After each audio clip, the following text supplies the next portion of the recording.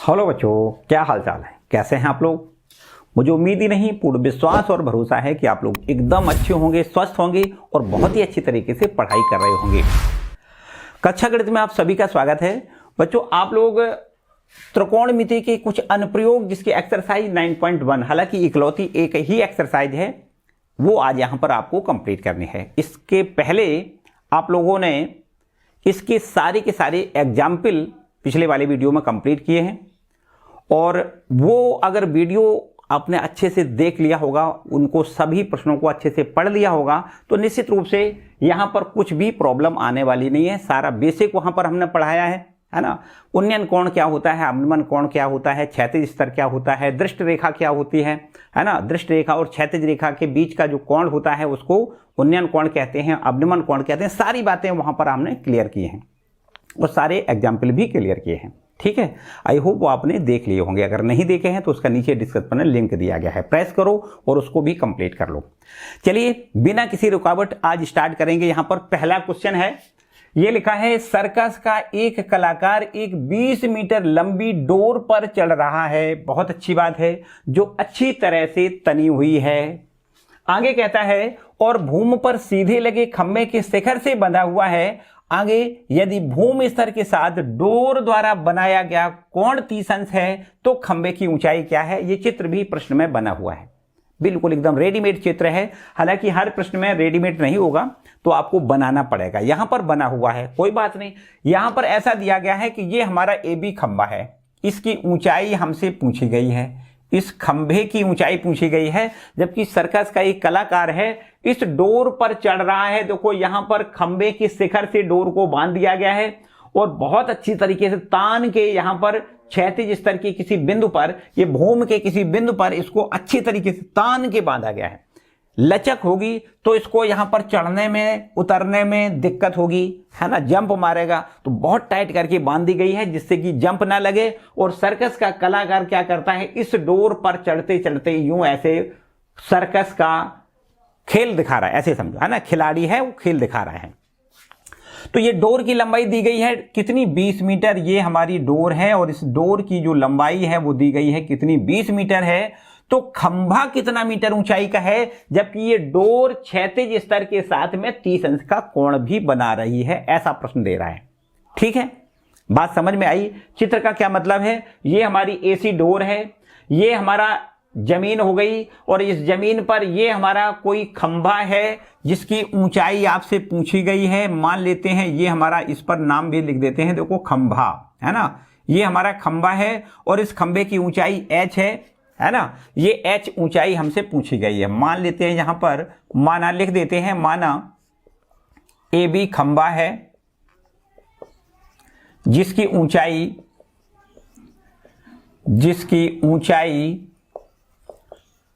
H है ना, H है जो कि हमसे पूछी गई है। और AC हमारी डोर है, AC बराबर क्या है, डोर है, AC बराबर डोर है जिसकी लंबाई कितनी है, जिसकी लंबाई आपको दी गई है कितनी, 20 मीटर दी गई है, 20 मीटर है। ठीक है, ये हमारा प्रश्न है। ये हमारे क्षैतिज भूमि के साथ में डोर का जो कोण बन रहा है वो 30 अंश दिया गया है। तो यहां पर समकोणीय त्रिभुज बन रहा है, देखो ABC। इस समकोणीय त्रिभुज में आप ध्यान से देखो कौन कौन सी भुजाओं में संबंध स्थापित करना है। ये हमारा लंब है, ये हमारा कर्ण है। लंब और कर्ण में जब भी संबंध होता है तो साइन लगाते हैं, आधार और कर्ण में संबंध होता है तो कॉस लगाते हैं, और लंब और आधार में संबंध होता है तो टेन लगाते हैं। तीन से ही हमारी बात बन जाती है। 3 को हमें यूज करना होता है, 3 निष्पत्तियां केवल यूज करनी है, साइन थीटा, कॉस थीटा और टेन थीटा। थीटा यहां कितना है, 30 अंश। तो आप यहां पर लिखो साइन 30 बराबर, साइन बराबर क्या होता है, लंब बटे कर्ण। लंब हमारा है AB और इसके बाद कर्ण हमारा है AC। साइन 30 का मान लिखोगे 1/2, AB हमारा H है, यही हमें ज्ञात करना है, जबकि AC की माप 20 मीटर दी गई है। क्रॉस मल्टीप्लाई करके हम 2 और इंटू H बराबर 20 लिखेंगे, जबकि H बराबर हो जाएगा 20/2 और H बराबर यहां से आंसर में 10 मिलेगा। 10 मीटर ऊंचाई का ये हमारा खंभा है जिस पर ऊपर की ओर यहां पर डोर बांधी गई है और भूमि के किसी बिंदु से इसको बांध दिया गया है तान के अच्छे तरीके से, जिससे सर्कस का कलाकार इस पर अपना खेल दिखा सके। ठीक है, तो इस तरीके से खंबे की ऊंचाई कितनी है, खंबे की ऊंचाई कहें या खंबे की लंबाई कहें, एक ही बात है, 10 मीटर है।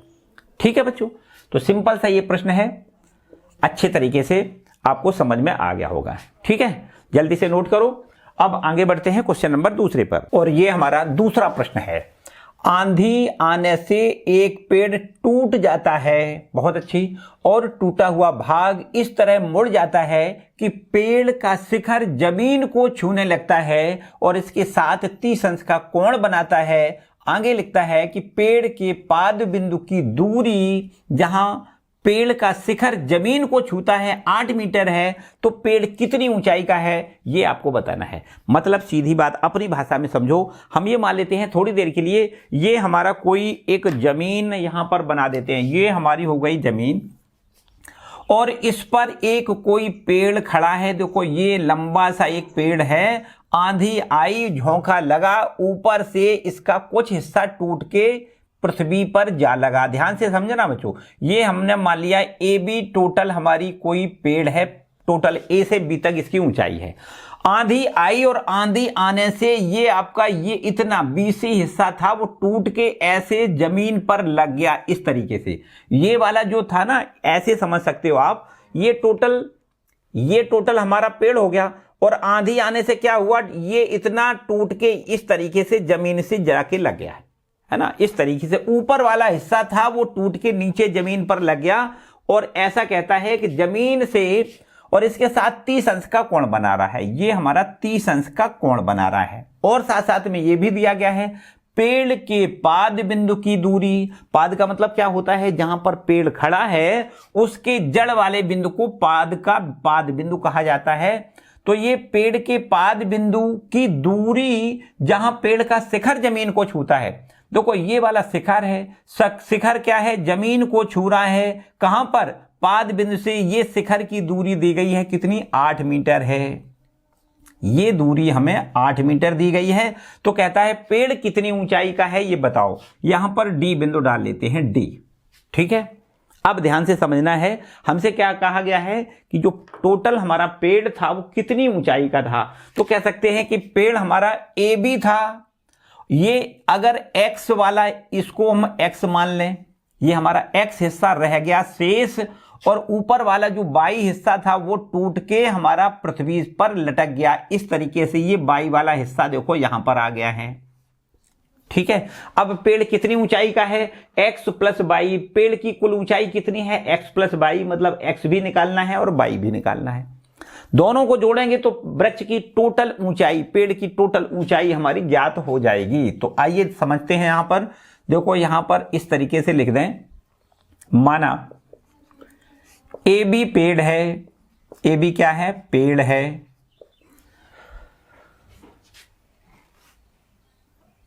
तथा आंधी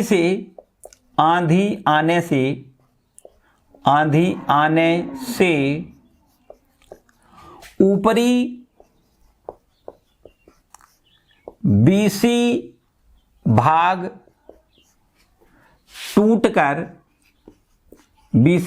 टूटकर पृथ्वी के बिंदु डी से जा लगा। आप ऐसे लिखो। ठीक है, ये बीसी वाला हिस्सा था जो वो टूट करके पृथ्वी के बिंदु डी से जा लगा, जो कि पृथ्वी के साथ 30 अंश का कोण बना रहा है, तथा यह पृथ्वी के साथ 30 अंश का कोण बना रहा है, 30 अंश का कोण बनाता है। ये हमने प्रश्न में जो भी हमें दिया गया था वो सब कुछ हमने लिख दिया है। ठीक है, तथा ये भी हमें दिया गया है कि ये DA जो है वो हमारी कितनी है, 8 मीटर है। मतलब ये शीर्ष जो शिखर था ना, ये कह सकते हैं जो पेड़ का ऊपरी सिरा था, जो शिखर था, वो जमीन पर जहां पर छू रहा है उससे और इस पेड़ के पाद बिंदु की दूरी 8 मीटर दी गई है, तो ये डीए बराबर 8 मीटर ये भी हमें दिया गया है। अब यहां पर इसको कैसे हल करोगे, देखो यहां पर आपको लिखना है समकोणीय त्रिभुज CAD में, तो ध्यान से बच्चों देखो CAD में हमने आपको बहुत बार बताया, फिर समझो कि अगर हमें आधार दिया जाए और लंब दिया जाए तो लंब और आधार के लिए आपको tan लगाना है, आधार दिया जाए कर्ण दिया जाए तो आपको cos लगाना है, लंब दिया जाए कर्ण दिया जाए तो आपको साइन लगाना है। तो यहां पर देखो ये आधार भुजा दी गई है, x का मान ज्ञात करना है, तो x मतलब लंब और ये 8 मतलब आधार, तो लंब और आधार का मतलब आपको tan यहां पर अप्लाई करना है। tan थीटा मतलब 30 अंश, tan 30 बराबर लंब हमारा AC है और आधार हमारा DA है। ठीक है, tan 30 का मान होता है 1/√3 बराबर AC का मतलब है x और DA का मतलब है 8। तो यहां से देखिए क्रॉस मल्टीप्लाई करो, x × √3 बराबर में लिखो 8 और x बराबर हो जाएगा 8/√3। ठीक है, या इसको ऐसे कह सकते हैं √3 का ऊपर नीचे गुणा कर दो तो ये हो जाएगा 8√3 नीचे बटे में पूरा 3। ये हमने देखो निकाल लिया है। ये जो शेष भाग रह गया है, जो ऊपर वाला टूट गया, उसके बाद जो शेष बचा है, वृक्ष का शेष भाग जो बचा है, पेड़ का जो शेष भाग बचा है, वो हमारा 8√3/3 मीटर ऊंचाई का है। अब टूटा हुआ भाग क्या है उसको भी निकालो। यहां पर देखो ये इसी समकोणीय त्रिभुज की बात करो जिसको हम कहें CAD में। इस समकोणीय त्रिभुज में अगर बच्चों ये आधार है और ये हमारा कर्ण है, बिल्कुल सही बात है, आधार और कर्ण में cos संबंध होता है, तो आपको यहां लिखना है cos थीटा मतलब 30 अंश। cos 30 बराबर आधार बटे आधार DA है और कर्ण हमारा DC है। ठीक है, तो cos 30 को हम लिखेंगे √3/2, DA को हम लिखेंगे 8 और CD इसको हम लिखेंगे 22। तो यहां से देखो क्रॉस करो तो 22 × √3 बराबर 8 दूनी 16 और यहां से 22 बराबर हो जाएगा 16 बटे में √3। √3 का फिर से देखो आंसर में गुणा कर दें तो ये हमारा हो जाएगा 16 × √3 बटे में पूरा 3 मीटर। ये ऊपर का जो टूटा हुआ भाग है जो पृथ्वी से जाके लगा है, उसकी लंबाई 16 √3/3 मीटर आपको यहां पर दिखाई दे रही है। ठीक है, अब लिखो वृक्ष की कुल ऊंचाई। इसलिए वृक्ष की कुल ऊंचाई मतलब कुल ऊंचाई का मतलब वृक्ष कितनी ऊंचाई का था ये आपसे पूछा गया है। तो वृक्ष तो हमारा AB था, A से लेकर B तक कुल ऊंचाई कितनी है x + y।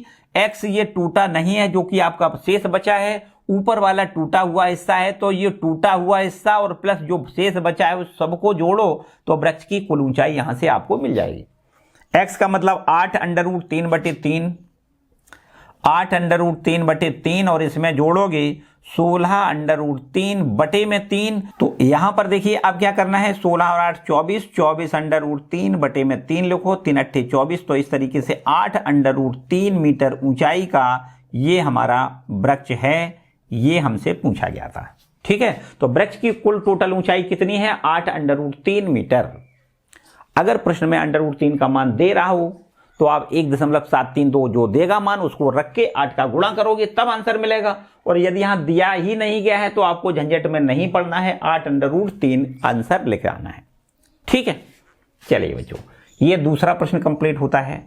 चलो जल्दी से आगे बढ़ते हैं अब क्वेश्चन नंबर 3 पर। ये हमारा है तीसरा प्रश्न और देखने में भी बहुत भारी भरकम दिखाई दे रहा होगा, ध्यान से पढ़ोगे बिल्कुल एकदम चिद्दी सा प्रश्न है। ऐसा लिखता है, एक ठेकेदार बच्चों को खेलने के लिए एक पार्क में 2 फिसलन पट्टी लगाना चाहती है। कोई ठेकेदार है, वो पार्क में 2 फिसलने वाली पट्टियां लगाने चाहती है, छोटे छोटे बच्चों के लिए। नहीं, आपने देखा होगा पार्क में फिसलन पट्टी लगी होती है, उस पर बैठते हैं, फिसल के नीचे आते हैं, है ना, इस तरीके की। स्कूल में भी है ना, स्कूल में भी आपके लगी होंगी। तो आपने देखा होगा कि फिसलन पट्टी जो है ना छोटे वाले बच्चों के लिए छोटी सी लगाई जाती है जिसकी ऊंचाई कुछ कम होती है, बड़े बच्चे होते हैं उनकी ऊंचाई ज्यादा पर लगाई जाती है ना। तो यही इसी प्रकार से यहां पर है, 5 वर्ष से कम उम्र के बच्चों के लिए एक ऐसी फिसलन पट्टी लगाना चाहती है जिसका शिखर 1.5 मीटर ऊंचाई पर हो और भूमि के साथ 30 अंश के कोण पर झुका हो। ठीक है, ये छोटे बच्चों के लिए, 5 वर्ष से कम उम्र के बच्चे हैं उनके लिए ये फिसलन पट्टी है। ऊंचाई उसकी कितनी है? 1.5 मीटर और भूमि के साथ उसका कोण है 30 अंश का। आगे लिखा है जबकि इससे अधिक उम्र के बच्चों के लिए वह 3 मीटर ऊंचाई और अधिक ढाल की फिसलन पट्टी लगाना चाहती है जो भूमि के साथ 60 अंश का कोण बनाती है। अब दूसरे जो 5 वर्ष से अधिक उम्र के बच्चे हैं उनके लिए 3 मीटर ऊंचाई की, देखो उनके लिए 3 मीटर ऊंचाई की फिसलन पट्टी लगाना चाहती है और भूमि के साथ में 60 अंश के कोण पर झुकी हो। तो प्रत्येक स्थिति में दोनों फिसलन पट्टियों की क्या लंबाई होनी चाहिए, ये प्रश्न हमारा। तो आइए समझ लेते हैं। देखो बड़ी आराम से, बहुत छोटा प्रश्न है। यहां पर लिखते हैं, देखो पहले यहां लिखते हैं 5 वर्ष से कम उम्र के बच्चों के लिए, 5 वर्ष से कम उम्र के जो बच्चे हैं उनके लिए पहले फिसलन पट्टी यहां पर बना के दिखाएं। देखो ध्यान से, ऐसा हुआ कि भाई इसमें केवल, देखो ये तो हमारी जमीन हो गई, ठीक है, यहां पर 1.5 मीटर ऊंचाई की फिसलन पट्टी बनाना चाह रही है। तो भैया ये हमारी देखो 1.5 मीटर ऊंचाई की फिसलन पट्टी बनानी है। ये ऊंचाई कितनी हो गई? 1.5 मीटर की ऊंचाई की फिसलन पट्टी देखो यहां पर लगाओ इस तरीके से, ठीक है। और ये फिसलन पट्टी जो लगी है वो भूमि के साथ में 30 अंश का कोण पर झुकी है। ये 30 अंश के कोण पर झुकी है। यहां पर ये सीढ़ियां लगी होती हैं, बच्चे यहां से चढ़ जाते हैं इसके ऊपर, यहां बैठते हैं और फिर फिसलते हैं नीचे की ओर। ऐसे ही तो होता है। फिसलन पट्टी की कुछ ऐसी ही डायग्राम आपको बनाना है ना। ये सीढ़ी लगी होती है, यहां से खटखट करके चढ़ गई भैया यहां पर, और यहां पर बैठे और यूं ऐसे फिसलते हुए नीचे आ गए। तो ये फिसलन पट्टी की लंबाई कितनी होनी चाहिए? मान लेते हैं फिसलन पट्टी की लंबाई L1 होनी चाहिए। ये L1 हमें ज्ञात करनी है। बात आई समझ में? ये जो फिसलन पट्टी है वो भूमि के साथ में 30 अंश का कोण बना रही है। ये भी प्रश्न में दिया गया है। बात क्लियर है?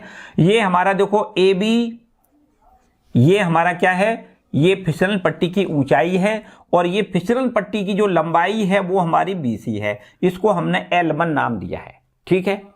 ये 5 वर्ष से कम उम्र के बच्चों के लिए है। अब देखो 5 वर्ष से अधिक जो 5 वर्ष से अधिक उम्र के बच्चे हैं उनके लिए देखो यहां लिख देते हैं 5 वर्ष से अधिक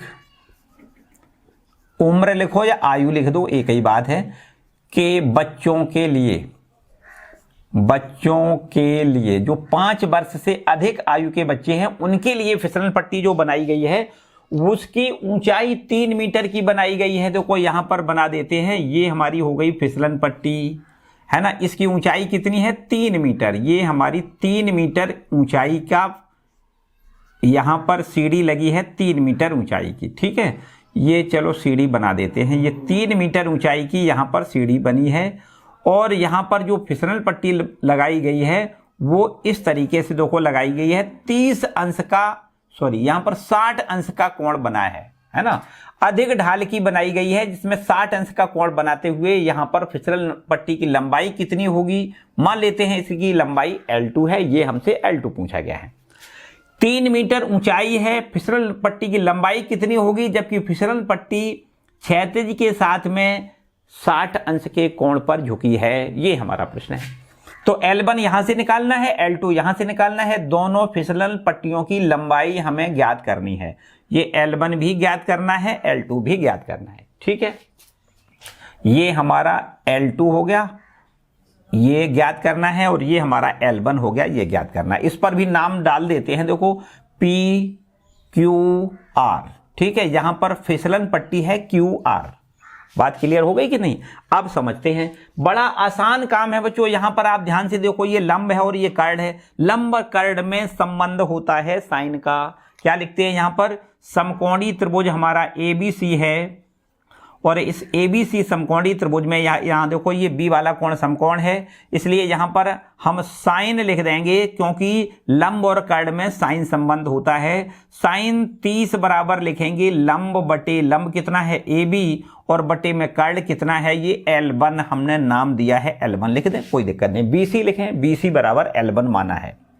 साइन 30 का मान होता है 1/2 बराबर लिखो AB, और AB ये हमें पता है 1.5 मीटर है। कितनी है? 1.5 मीटर है। L1 हमें ज्ञात करना है।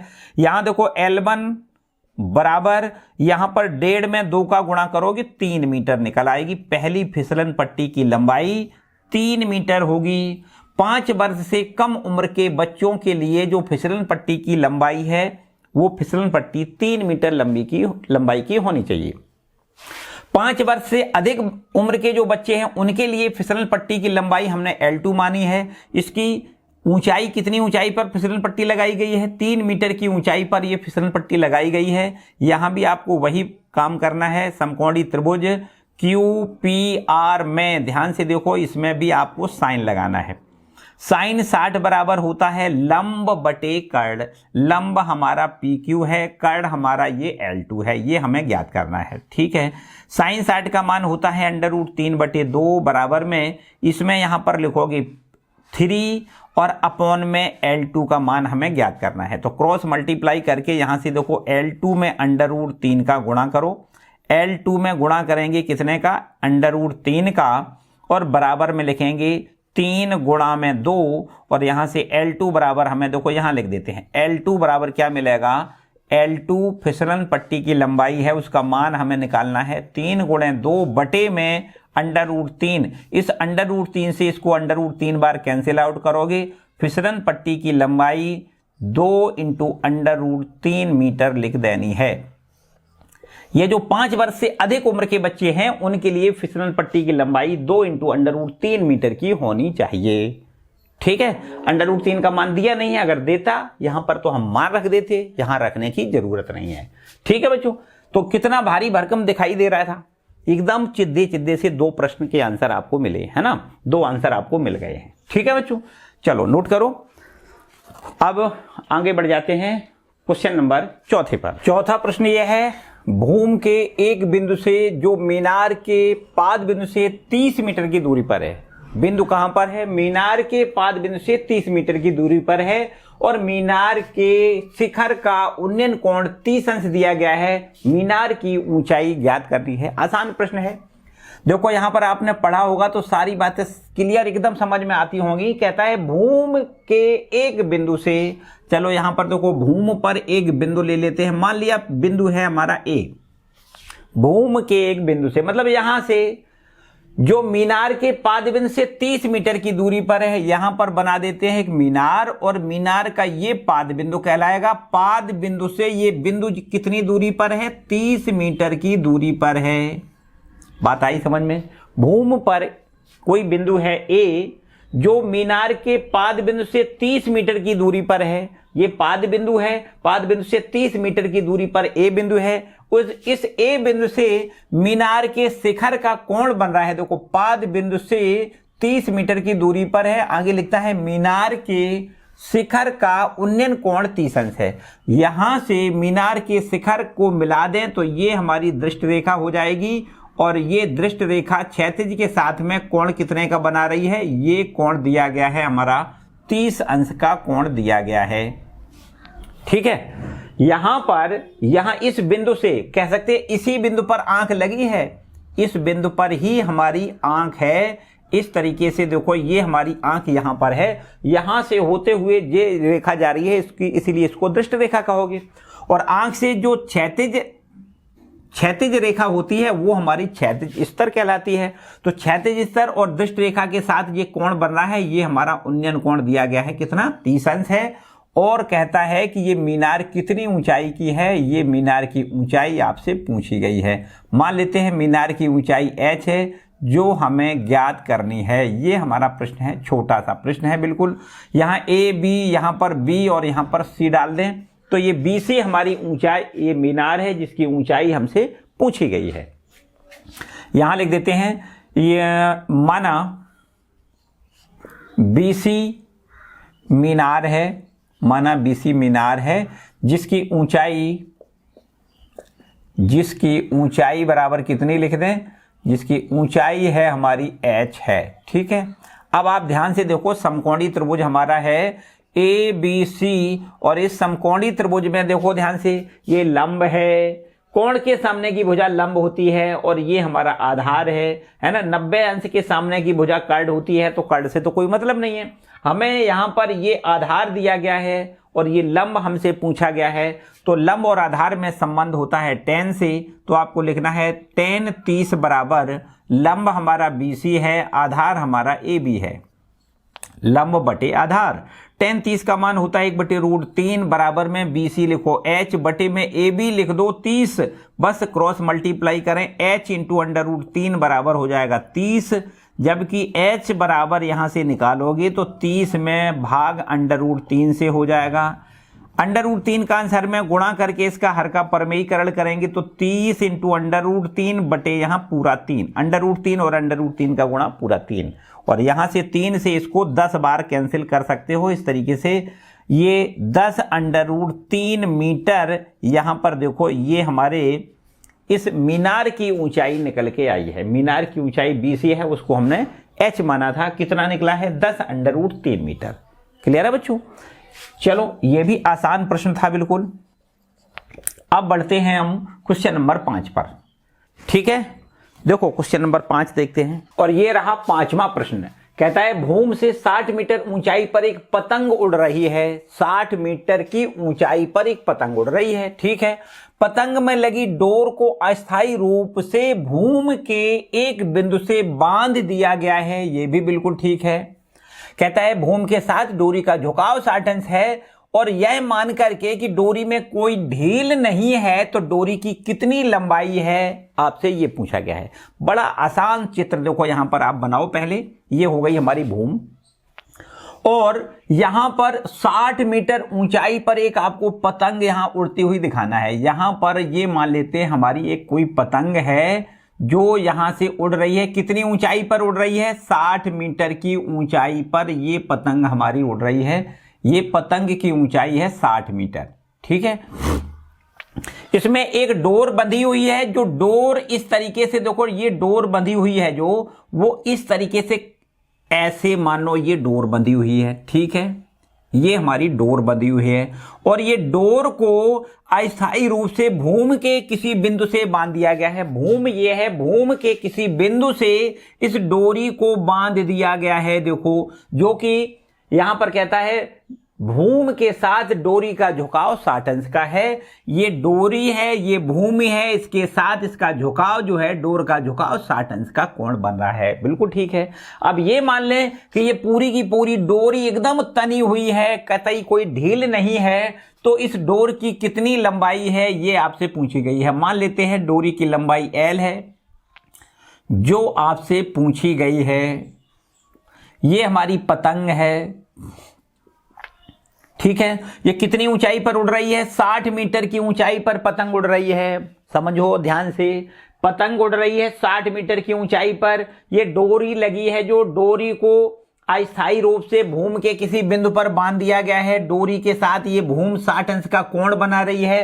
डोरी में कोई ढील नहीं है, तो अब बताओ कि डोरी की लंबाई कितनी है। ये मान लिया डोरी की लंबाई L है, जो आपसे पूछी गई है। ठीक है, यहां पर चित्र या नामांकन कर दें। ए बिंदु पर मान लो ये पतंग है, AB ये डोरी है, AB पतंग की डोर है, इसकी लंबाई L मानी गई है, जो हमें ज्ञात करनी है। और ये AC ये पतंग की ऊर्ध्वाधर ऊंचाई है, पृथ्वी से 60 मीटर की ऊंचाई पर पतंग हमारी उड़ रही है।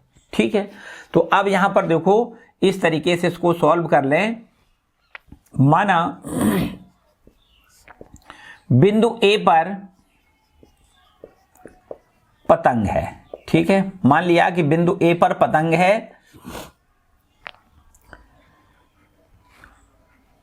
जिसकी डोरी AB है। इसकी लंबाई कितनी मान ली हमने? जिसकी लंबाई, माना डोरी AB की लंबाई L है।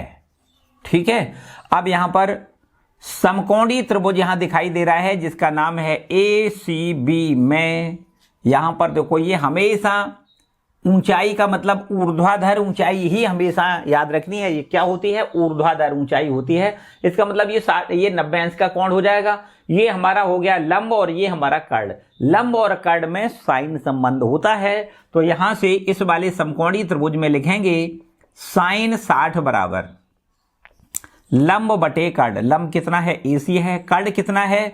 कर्ण AB है। ये हमें ज्ञात करना है। साइन 60 का मान पता होता है √3 बटे 2 बराबर AC और AC जो लंब है वो 60 दिया गया है, जबकि कर्ण हमें L ये ज्ञात करना है। ठीक है, यहां पर L इंटू √3 बराबर लिखोगे 120 और यहां से देखो L बराबर निकालोगे तो 120 में √3 से भाग करना है।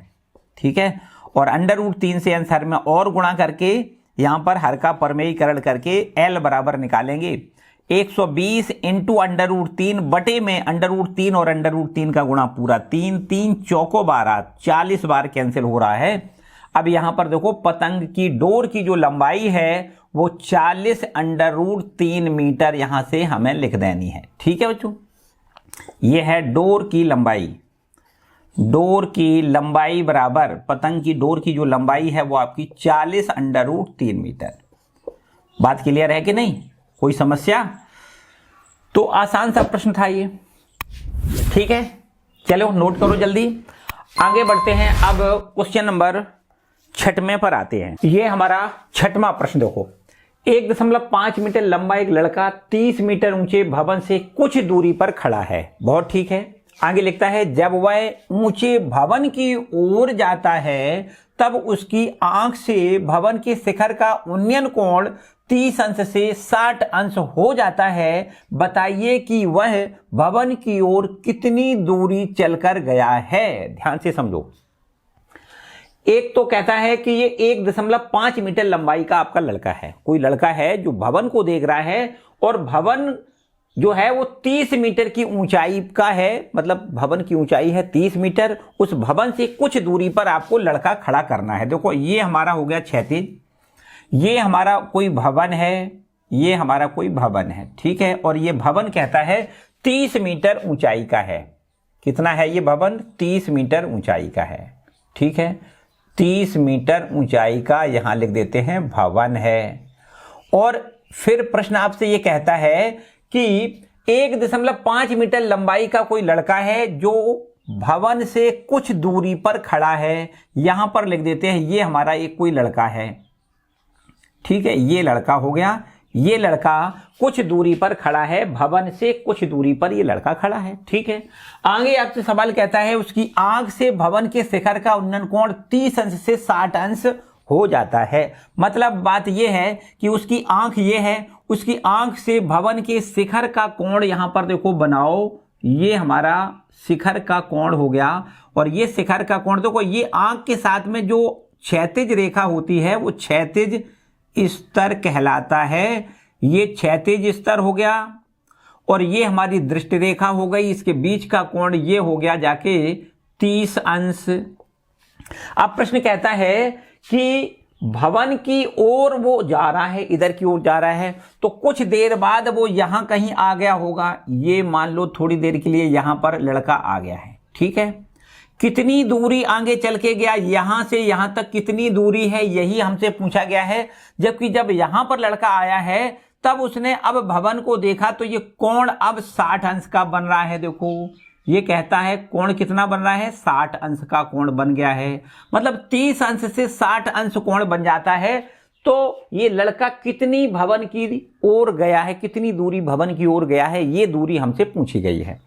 पहले यहां से देखा तब कोण बना 30 अंश का, फिर थोड़ी आगे चल गया और फिर कोण बन गया 60 अंश का। तो ये कितना आगे चला है, ये दूरी हमसे पूछी गई है। यहां से यहां तक ये दूरी हमसे ज्ञात करवाई गई है। मान लिया ये दूरी x है। अब x का मान हमसे पूछा गया है। ये भवन दिया गया है 30 मीटर ऊंचाई का, ये लड़के की ऊंचाई दी गई है 1.5 मीटर लंबाई का। ये हमारा कोई लड़का है। ठीक है बच्चों, मान लेते हैं AB हमारा लड़का है। यही लड़का कुछ देर बाद यहां पर आ गया। मान लो यहां पर सी और यहाँ डी डाल लें, और इसके बाद में ये भवन है, इस पर हम डाल लेते हैं ई और एफ डाल लेते हैं, ये हमारा भवन है। ठीक है, इस भवन की ऊंचाई 30 मीटर दी गई है। थोड़ा ध्यान से समझना है, 1.5 ये है, 1.5 ये टोटल, यहां से भी हम कह सकते हैं 1.5 ही आपको यहां लिखनी है। पूरी ऊंचाई 30 मीटर है, तो 1.5 इसमें से घटाओ तो ये हमारी ऊपर वाला हिस्सा की लंबाई निकल आएगी। इसका भी नाम कर देते हैं ई एफ जी, नाम दे देते हैं, यहां पर नाम इसका दे दें जी। अब ईजी की लंबाई देखो यहां से निकालो, पहला काम तो यही करते हैं। देखो पहले लिख देते हैं, माना ए बी लड़का है, माना ए बी लड़का है, तथा ये हमारा ई एफ कोई भवन है। ई एफ क्या है? भवन है। अब भवन की ऊंचाई 30 मीटर दी गई है, लड़का की लंबाई 1.5 मीटर दी गई है, तो यहां से ईजी निकालें तो चित्र से आप बिल्कुल आराम से ईजी का मान निकाल सकते हो। ई से लेकर जी तक की दूरी कितनी हो जाएगी? कहोगे पूरी 30 में से 1.5 कम करके आप लिख सकते हो 30 माइनस 1.5, तो ये हमारे पास हो जाएगी 28.5 मीटर। ठीक है, ये हमने ऊपर वाली ये दूरी निकाल ली। तो बच्चों अब ध्यान से समझना है, ये x हमें ज्ञात करना है। थोड़ी देर के लिए इसको भी हम y बराबर लिख लेते हैं। अब ये y है तो भाई ये भी हमारा y हो जाएगा, इसमें भी कोई समस्या वाली बात नहीं। यहां से यहां तक हमने x माना है तो ये भी हमारा x हो जाएगा, इसमें भी कोई समस्या नहीं। अब थोड़ा ध्यान से समझना है, इस वाले समकोणीय त्रिभुज पर आ जाए, EGD समकोणीय त्रिभुज। यहां पर देखो समकोणीय त्रिभुज EGD, इस समकोणीय त्रिभुज में ध्यान से देखो, हमें यहां पर ये लंब की लंबाई दी गई है, आधार ज्ञात करना है, लंब बटे आधार tan होता है, तो यहां पर आप tan 60 लिख दें। tan 60 बराबर लंब बटे आधार, लंब है हमारा EG और आधार है हमारा DG। tan 60 का मान होता है √3, और ये हमने EG जो है ना वो निकाली है 28.5, और नीचे बटे में y, इसको हम y को ज्ञात करेंगे यहां से। ठीक है, अब यहां से त्रिया गुणा कर दें तो y इंटू √3 बराबर हो जाएगा 28.5, जबकि y बराबर हो जाएगा 28.5 बटे में √3। काम करो, √3 का आंसर में गुणा कर दो, तो ये हमारे पास हो जाएगा 28.5 इंटू √3, नीचे बटे में 3 लिखो, 3 से काटो, 3 6 18, 3 7 का 3 8 24, 3 निम 27, निम 9 बार कटेगा, 3 निम 27 बचेगा 1, 3 पंचे 15। अब यहां से √3 अपना जिमकाते हूं, y का मान देखो हमने यहां से निकाल लिया है। ठीक है, y बराबर हमें कितना मिल गया है? 9.5 इंटू √3 मीटर। हालांकि ये हमें आंसर नहीं इसका देना था, लेकिन हमें इसकी जरूरत है, बिना इसकी y के मान के हम x का मान कैलकुलेट नहीं कर सकते। तो अब हम आते हैं इस वाले त्रिभुज में। देखो EGA समकोणीय त्रिभुज, EGA इस वाले समकोणीय त्रिभुज में देखो ये लंब है और ये आधार है। हर एक प्रश्न लगभग 90% क्वेश्चन ऐसे हैं जिनमें आपको tan ही अप्लाई करना होता है, लंब और आधार में ही संबंध होते हैं। तो यहां पर देखो tan 30 लिखना है बराबर लंब बटे आधार, लंब है हमारा EG और बटे में आधार है AG।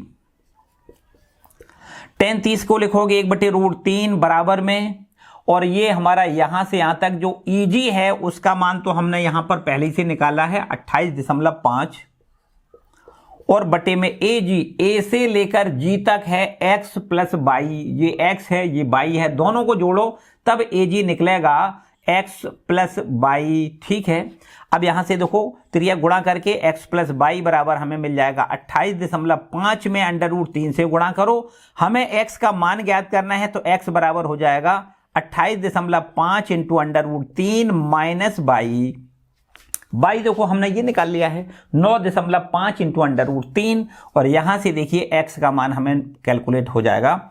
x बराबर लिखेंगे 28.5 इंटू √3 माइनस बाई, और बाई का मान 9.5 इंटू √3।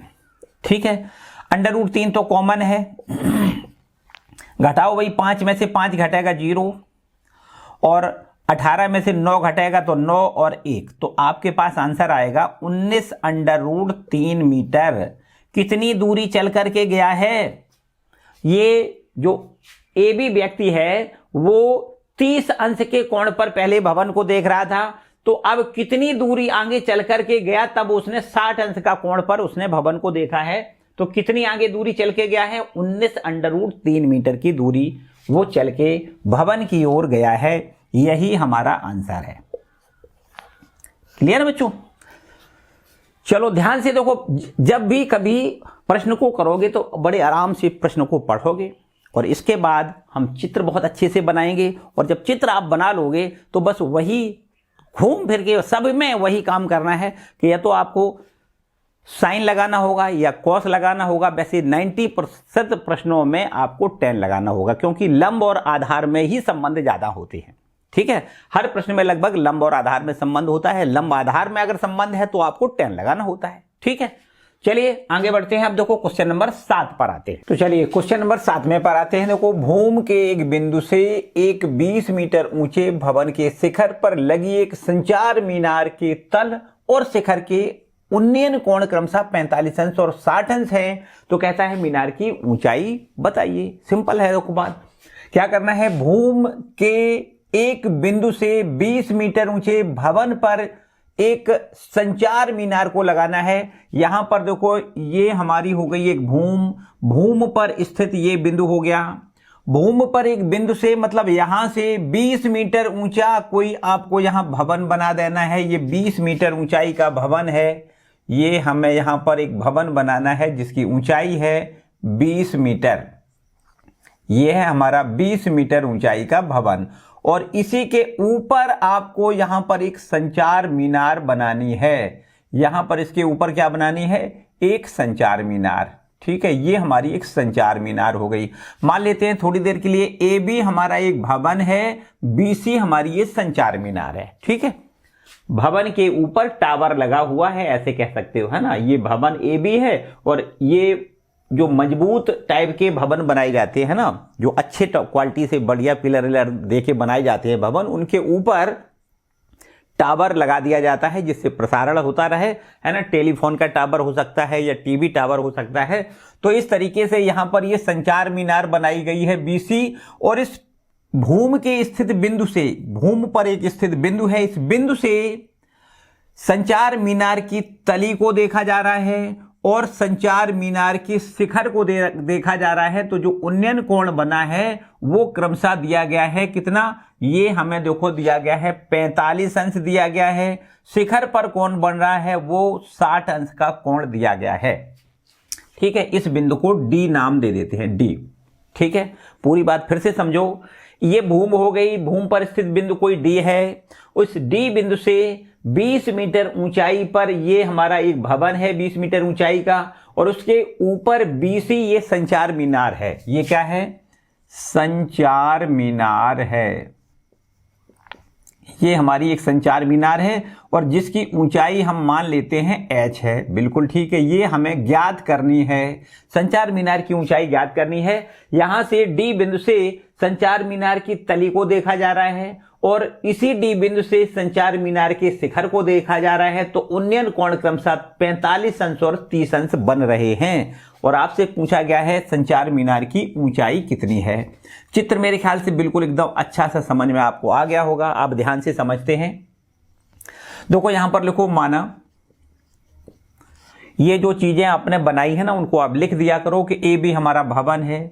माना ए बी बराबर 20 मीटर ऊंचा, 20 मीटर ऊंचा भवन है। बिल्कुल ठीक है, तथा इसके ऊपर BC, इसके ऊपर BC बराबर मान लिया H मीटर, BC बराबर H मीटर ऊंची संचार मीनार है। संचार मीनार है। ठीक है बच्चों, अब हमें क्या दिया गया है, और यहां से देखो डी बिंदु से ये संचार मीनार की तली को देखा जा रहा है तो 45 अंश का कोण है, और इसी डी बिंदु से यहां पर शिखर को देखा जा रहा है, संचार मीनार की शिखर को देखा जा रहा है तो 60 अंश का कोण बन रहा है। अब आपसे पूछा गया है h का मान। यहां पर देखो समकोणी त्रिभुज, पहले हम DAB को यहां पर यूज करेंगे। DAB में ध्यान से आप देखो, ये वाली भुजा लंब कही जाएगी, इसको आधार कहेंगे। कोण के सामने की भुजा लंब होती है, कोण जहां बनता है वो आधार होता है। ये लंब है, ये आधार है, लंब और आधार में टेन संबंध होता है। तो आपको यहां लिखना है टेन थीटा मतलब 45 अंश, तो टेन 45 बराबर हो जाएगा लंब बटे, लंब कितना है BA बटे आधार DA, ठीक है, BA बटे में DA। टेन 45 का मान 1 लिख दें, BA हमारा 20 है, बटे में DA हमें यहां से ज्ञात हो जाएगा। आप कह सकते हो DA बराबर में 20 मीटर, ठीक है बच्चों। यहां से यहां तक ये हमने 20 मीटर निकाली है। हालांकि ये हमें ये बिंदु D जो है भवन से कितनी दूरी पर है ये हमें ज्ञात नहीं करना था, लेकिन हम ये जब ज्ञात नहीं करेंगे तो ये फिर हम ज्ञात नहीं कर सकते, इसलिए हमें पहले ये ज्ञात करना है। अब आते हैं CAD में, समकोणी त्रिभुज CAD में, क्योंकि हमें ये हमेशा जो त्रिकोणमिति निष्पत्तियां लगाते हैं वो हमेशा त्रिकोणमिति निष्पत्तियां 90 अंश के कोण पर ही लागू होती हैं। तो ये अगर आपने त्रिभुज ले लिया कि भाई ये त्रिभुज की बात करें तो इसमें तो हमें पता ही नहीं है लंब कौन है कर्ण कौन है, क्योंकि 90 अंश का कोण ही नहीं है। जब 90 अंश का कोण नहीं होगा तो वहां पर हम साइन थीटा लंब बटे कर्ण, कॉस थीटा आधार बटे कर्ण नहीं लगा सकते। तो ये वाला हम त्रिभुज ले नहीं सकते, हमेशा और हमेशा 90 अंश से संबंधित जो भी त्रिभुज होता है उसी को हम लेते हैं। तो ये हमारा है DAC। समकोणी त्रिभुज CAD, देखो हमने लिखा है CAD, इस समकोणी त्रिभुज में ये 90 अंश का कोण है, इसलिए यहां पर पूरा कोण देखो 60 अंश का लिखो, यहां पर लिखो टेन 60 बराबर लंब बटे, लंब पूरा है CA बटे में आधार, आधार है हमारा DA, बिल्कुल ठीक है।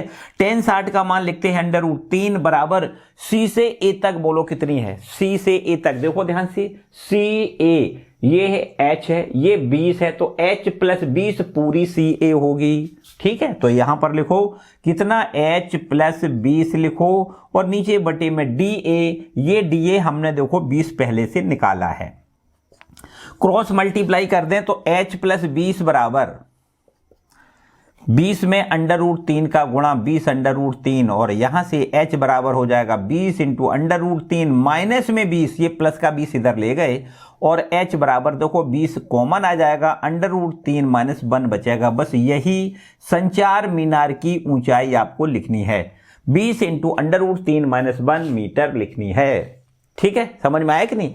तो चलिए बच्चों, आज यहीं इस वीडियो को विराम देते हैं, इस क्लास का आज यहीं द एंड करते हैं, शेष बचे हुए प्रश्नों को अगले वाले लेक्चर में कंप्लीट कर लेंगे, ठीक है।